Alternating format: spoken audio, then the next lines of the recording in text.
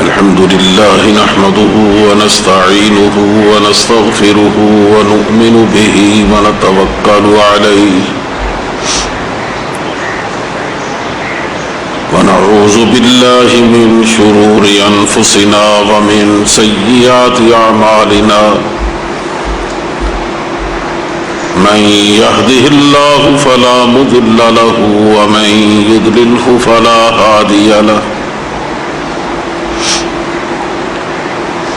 ونشهد أن لا إله إلا الله وحده لا شريك له ونشهد أن سيدنا ومولانا محمدا عبده ورسوله صلى الله تعالى عليه وعلى آله وأصحابه وسلم تسليما كثيرا كثيرا أما بعد فقد قال الله تبارك وتعالى في القرآن المجيد والفرقان الحميد أعوذ بالله من الشيطان الرجيم بسم الله الرحمن الرحيم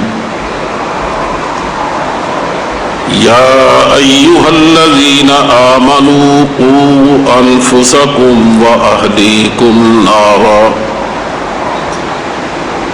وقودها الناس والحجارة عليها ملائكة غلاظ شداد لا يعصون الله ما أمرهم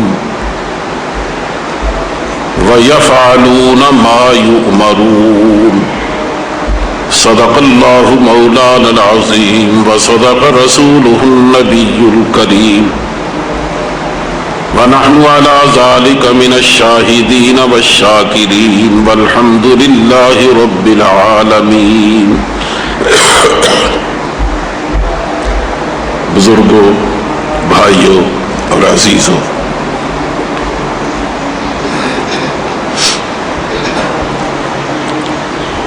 میں نے ایک مختصر سی آیت آپ کے سامنے پڑھی ہے.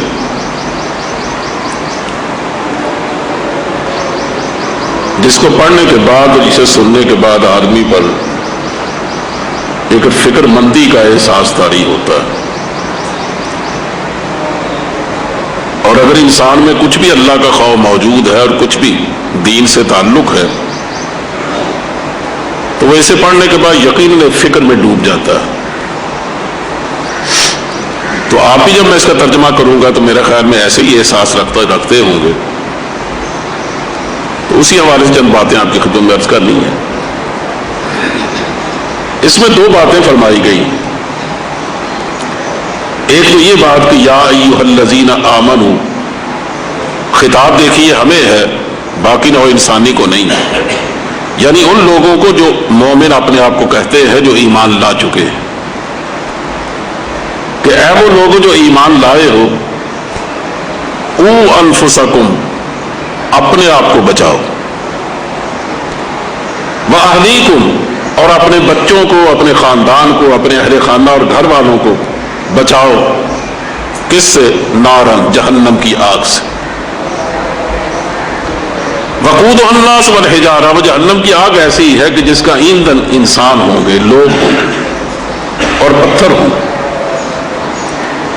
علیہا ملائکۃ غلاظ، جس پر بڑے مضبوط ڈاڈے قسم کے فرشتے متعین ہیں، بڑے جری قسم کے، بڑے دلیر قسم کے، بڑے سخت گیر قسم کے. لا یعصون اللہ ما امرہم ویفعلون ما یؤمرون، وہ اللہ کے حکم کی کبھی نافرمانی نہیں کرتے. جو ان کو حکم دیا جائے گا کہ ان کے ساتھ کیا کرو تم، وہی کریں گے.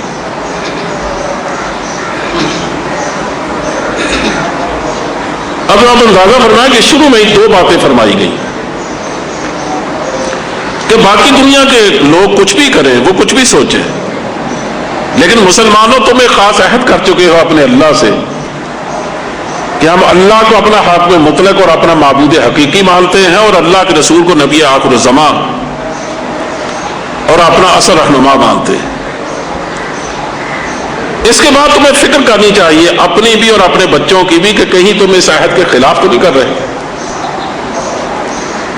کہیں ایسا تو نہیں ہے کہ تم نے اپنے اللہ سے جو وعدہ کر رکھا ہے کہ یا اللہ اطاعت صرف تیری ہوگی، بندگی صرف تیری ہوگی، سر صرف تیرے سامنے جھکے گا، اس دل میں خوف ہوگا تو تیرا، محبت ہوگی تو تیری، تیرے سوا نہ کسی امیدیں باندھی جائیں گی، نہ کسی خوف سے رشتہ قائم ہوگا. تم یہ جو ایک وعدہ کر چکے اپنے اللہ سے ایمان لانے کے بعد، کلمہ پڑھنے کے بعد، یہ سرسری سی باتیں ہیں جس کو آدمی کو سمجھ لینا چاہیے کہ آدمی اس عہد میں شریک ہو جاتا ہے. تو کہیں تم اس عہد کی خلاف ورزی تو نہیں کر رہے، کہیں ایسا تو نہیں ہے کہ زندگی کے کسی بھی معاملے میں، چاہے لوگوں کے سامنے چاہے تنہائی میں، بجائے اللہ کی اطاعت کرنے کے تم کسی اور کی اطاعت تو نہیں کر رہے، بجائے اللہ سے ڈرنے کے تم کسی اور سے تو نہیں ڈر رہے، بجائے اللہ کے دین کو اپنے اوپر مسلط کرنے کے کہیں ایسا تو نہیں ہے کہ دین کو نظر انداز کر کے تم دوسروں کے طریقوں پر چل نکلے ہو، کہیں ایسا تو نہیں تمہاری اپنی ذاتی زندگی میں اور تمہارے گھر کی زندگی میں، تمہارے باہر کی زندگی میں، جہاں جہاں تک تمہارا تعلق ہے، ہر جگہ تم جو رویہ اختیار کرتے ہو اس کا تعلق دین سے نہیں ہوتا، جو طریقہ اختیار کرتے ہو وہ تم دوسروں سے لیتے ہو. اگر تم ایسا کر رہے ہو تو بچاؤ اپنے اس رویے کی وجہ سے اس انجام سے جو جہنم کی صورت میں تمہارا انتظار کر رہا. کیونکہ جب آدمی کلمہ پڑھتا ہے تو صاف صاف اس بات کا اقرار کرتا ہے کہ یا اللہ میں تیرے سوا کسی اور کے سامنے جھکوں گا نہیں اور کسی اور کی غیر مشروط اطاعت نہیں کروں گا.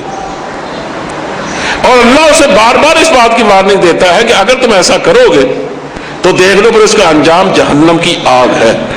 یہ باتیں جو قرآن کریم میں جا بجا بکھری پڑی اور حدیث پاک بھی اس میں بھری ہوئی. اگر آدمی اس کے مطابق زندگی نہیں گزارتا ہے، اس کے خلاف کرتا ہے، تو یہاں اس کو تنبیہ کی گئی ہے کہ ابھی اپنے آپ کو بچانے کی کوشش کرو تو بچ جاؤ گے، ورنہ جب یہ مہلت عمل ختم ہو جائے گی، زندگی سمٹ جائے گی، تو پھر اس کے بعد تو ظاہر کوئی موقع نہیں ہوگا. تم آگے چل کر زندگی کے بعد چاہو گے بھی تو تمہیں کچھ چاہنے نہیں دے گا، تم کچھ کرنا بھی چاہو گے تو کچھ نہیں ہو سکے گا. وہاں جا کر لوگ تمنا کریں کہ یا اللہ ہمیں دوبارہ بھیج دنیا میں، کہ اگر ہم دوبارہ لوٹ کے جائیں فَأَصَّدَّقَ مِنَ الصَّالِحِينَ، تیرے ہی راستے میں صدقہ بھی کروں گا اور نیک بندوں میں ہو جاؤں گا. لیکن وہاں دوبارہ لوٹنے کا موقع کیا ہوگا؟ مہلت عمل تو یہی ہے، یہ ختم ہوگی تو ختم ہوگی. اس سے پہلے کہ تمہاری مہلت عمل ختم ہو جائے تم فکر کرو اپنے بارے میں کہ تم کل کو جا کر اللہ کی یہاں سرخرو ہو سکو گے یا نہیں. آپ کو یاد ہوگا ایک دفعہ میں نے اس سے متعلق کچھ باتیں کہتا ہوں، آج میں وہ باتیں تو نہیں کہنا چاہتا، لیکن اسی طرح سے باتیں کہتے ہوئے میں اس بات پر زور دے رہا تھا کہ ہمیں سب سے پہلے اپنی فکر کرنی چاہیے. تو اس پر میں نے کہا تھا کہ صحابہ کرام کو اور اولیاء کرام کو، جن بڑے بڑے لوگوں کو ہم جانتے ہیں، حقیقی بات تو یہ ہے کہ جتنی فکر انہیں اپنے آپ کی رہتی تھی کسی کو بھی نہیں رہتی تھی. بظاہر ہم سمجھتے ہیں کہ وہ لوگ اس قدر متقی تھے کہ جنت ان کے لیے نہیں تو کس کے لیے ہوگی. وہ جو انتہائی پارسائی میں انہیں زندگی گزاری، اتنے پاکیزہ لوگ تھے وہ کہ واقعی ان کو دنیا میں جنت کی بشارتیں دی گئی اور وہ تھے ہی اس قابل. لیکن اس کے باوجود ان کی فکر مندی کا عدم کیا تھا؟ میں نے اس سلسلے میں یاد ہوگا اس بڑے فاروق کا آپ کو قصہ سنایا تھا